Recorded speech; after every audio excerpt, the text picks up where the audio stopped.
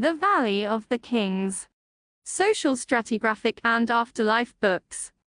The Valley of the Kings not only served as a burial place for rulers. In the beginning, queens were also buried there. It was not until the reign of Ramesses II that the Valley of the Queens became established as the primary burial site for the pharaoh's chief wives. An exception is Queen Tausret, who, as Queen of Seti II, had work done on a tomb for Siptah during her reign. Afterwards, when she ruled alone, she also took over the royal decorations. Their Chancellor Baha could also claim such privileges. Private individuals from non-royal circles had previously had to be content with undecorated shaft graves. The proximity to the god-king must have outweighed this disadvantage. Senefer, the mayor of Thebes and childhood friend of Amenhotep II, had given up his beautifully decorated tomb for an undecorated tomb in the Valley of the Kings. It has not been found to date. It is also possible that we know the grave KV42, but cannot assign it because there are no additions to provide definitive evidence. However, some of the private graves in the valley were still found, partially intact. The best-known example is KV46 by Jua and Chua. They were the parents of Queen Tej, wife of Amenhotep III. Jua was the commander of the chariot troop. The grave was looted, but the thieves were unable to take the coffins and furniture. The mummy and parts of Maple's grave furnishings have also been preserved. He was the king's fan-bearer, and was probably buried under Thutmose IV in grave KV36. It is uncertain which king he actually lived under, as mummy bandages point to Hatshepsut, but the additions point to Thutmose IV. Grave KV42 is a simplified floor plan that is derived from grave KV34 Thutmose III.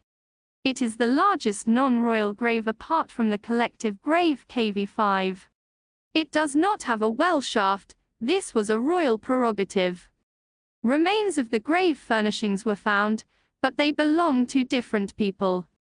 Senefer is also mentioned by name.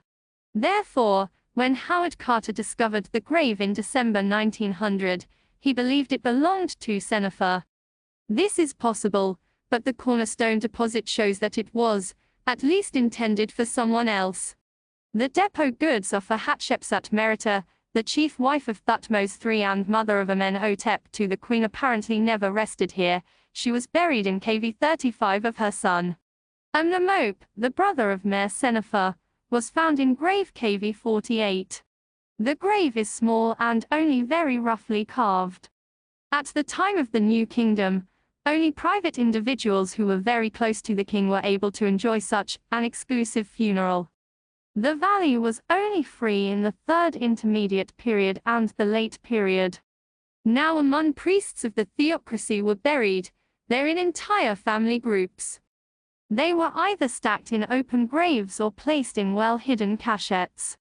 In one of these cachettes from DB 320, in addition to the family of the high priest Pinajam I, a large number of the kings were also found. Animals were also buried in the valley.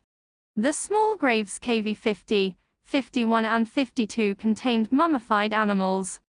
The graves are close to grave KV35.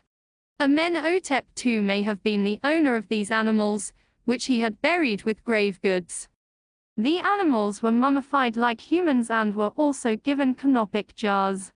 The monkey in KV51 also wore jewelry. A monkey and a yellowish dog were found in KV50. Several monkeys, a dog, ducks and ibises were buried in the three graves. Some burial chambers also served as a depot for grave goods that could be moved to a new grave if necessary. KV55 is the best-known example. Afterlife books. The decorations in the royal tombs are divided into two main categories. On the one hand, we find depictions of the king sacrificing before various deities. There are also various afterlife books that describe the underworld with texts and images. The books do not have to be presented in their entirety. According to the principle pars pro toto, a part stands for the whole. The decorations can also be spread across different walls and corridors. However, there are preferred locations for some books. The scenes of the gods can usually be found at the well shaft, in the antechamber and on the pillar sides in the coffin chamber. The afterlife books are spread across chambers and corridors. Over time, specific locations become preferred for some books. The Litany of Re is still shown on the pillars in KV 34 Thutmose 3. From Seti I onwards, the litany is placed in the first corridor, just after the entrance. The depiction can be found there until the end of the 20th dynasty. Representations from the Book of the Dead can only be found sporadically. The preferred afterlife books are the Amjuat and later the Gate Book. In the 20th dynasty, further books appeared that were shortened in presentation. The afterlife books in the grave serve to enable the dead king to equate himself with the sun god. The king takes part in the regeneration cycle of the sun god, who rejuvenates himself as he travels through the underworld. The Sun Litany. The Litany of the Sun allows Pharaoh to participate in this cycle. Re is invoked in its 75 manifestations. Re and Osiris unite in the underworld. TB Proverbs 17.